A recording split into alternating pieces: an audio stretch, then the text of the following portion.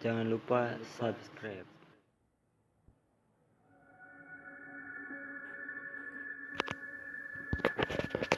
Assalamualaikum warahmatullahi wabarakatuh. Selamat malam buat kalian yang melihat atau mendengarkan video ini. Seperti biasa, saya di sini akan menceritakan hal seram dan misteri. Untuk cerita malam hari ini yaitu sosok tak kasat mata tidur bersamaku.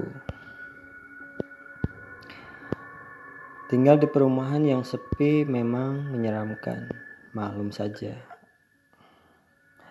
Aku tinggal di perumahan baru yang belum memiliki banyak penghuni.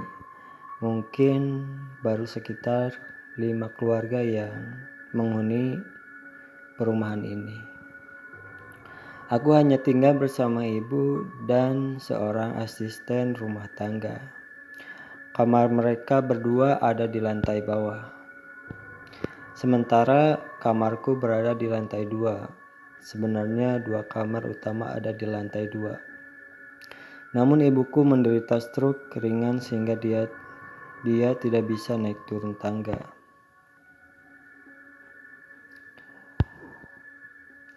Maka kamar utama lainnya di lantai 2 dibiarkan kosong. Jika ada tamu yang menginap baru kamar tersebut digunakan.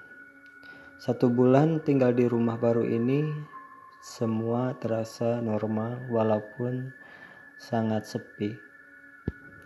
Ibu tampak senang karena pemandangan di sini sangat masih asli.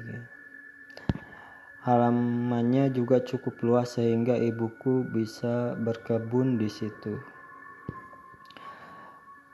Kamar tidurku juga cukup luas. Aku sengaja membeli tempat tidur berukuran king agar tidak perlu membeli tempat tidur lagi kalau sudah menikah nanti. Namun, aku seringkali merasa ada yang aneh ketika tidur sendirian di tempat tidur yang luas ini. Entah kenapa pada jam-jam tertentu aku merasa kasurku sangat sempit. Beberapa kali aku merasa sesak dan tidak bisa bergerak. Sementara di malam-malam terakhir ini pun aku sering mimpi buruk. Mimpi burukku semuanya hampir sama. Di mimpiku ada seseorang yang masuk ke dalam kamarku. Kadang dia duduk di meja rias, menatap jendela, duduk di sisi tempat tidur dan bahkan tidur di sebelahku. Awalnya aku menganggap itu hanya mimpi buruk biasa. Namun mimpi itu terus berulang. Aku pun merasa takut sering terbangun dari tidurku. Malam itu tepat pukul 02.00 WIB. Aku terbangun karena ada hentakan keras di kasurku. Rasanya seperti ada sosok besar yang naik ke tempat tidurku. Namun saat aku bangun aku tidak melihat siapa-siapa. Aku pun bergegas sebentar ke kamar kecil. Aku teringat belum cuci muka dan gosok gigi sebelum tidur. Mungkin setelah ini aku bisa tidur nyenyak. Aku pun kembali ke tempat tidurku.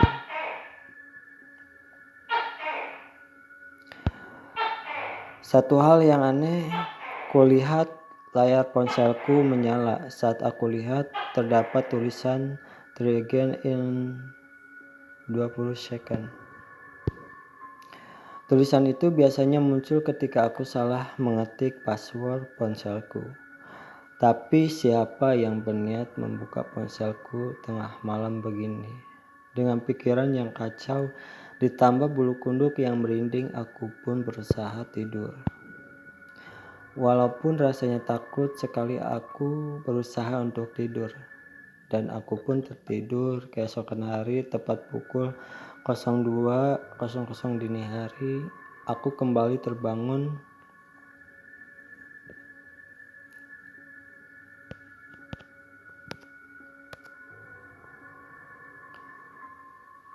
karena hentakan keras di tempat tidurku.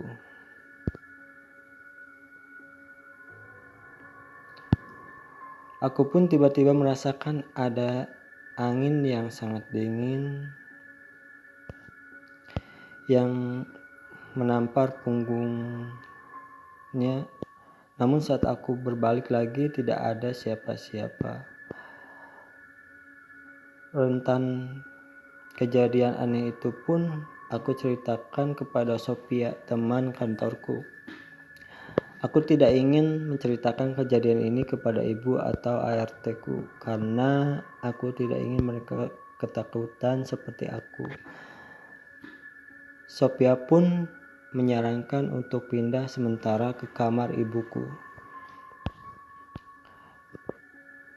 Tapi aku tidak mau. Kemudian dia memberi saran lain yaitu meletakkan kaca di sebelah tempat tidurku. Dengan kaca tersebut, Sophia mengatakan mungkin aku bisa memantau dan menangkap orang yang suka menyelinap ke kamarku.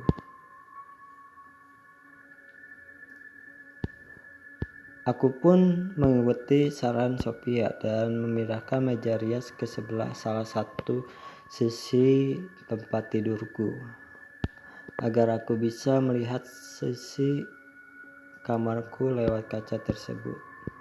Akhirnya sama seperti sebelumnya, tepat pukul 02.00 dini hari, hentakan keras itu kembali muncul. Dalam hatiku, aku sudah sangat penasaran siapa orang yang iseng keluar masuk kamarku dan mengganggu tidurku. Tanpa berbalik badan, aku membuka mata dan melihat ke kaca. Betapa kagetnya aku melihat sosok besar sedang duduk membelakangiku. Badan dan kulit semuanya hitam, rambutnya panjang. Di ujung kepalanya aku melihat ada tanduk kecil.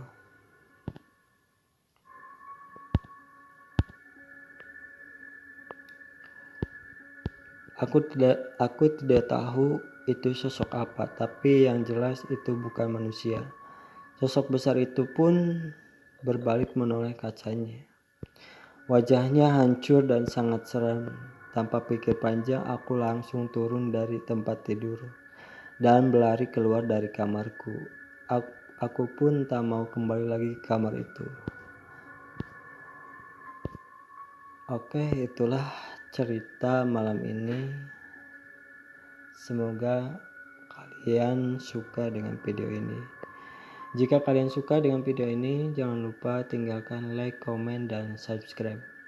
Nyalain juga loncengnya biar nggak ketinggalan jika ada video-video baru di channel ini.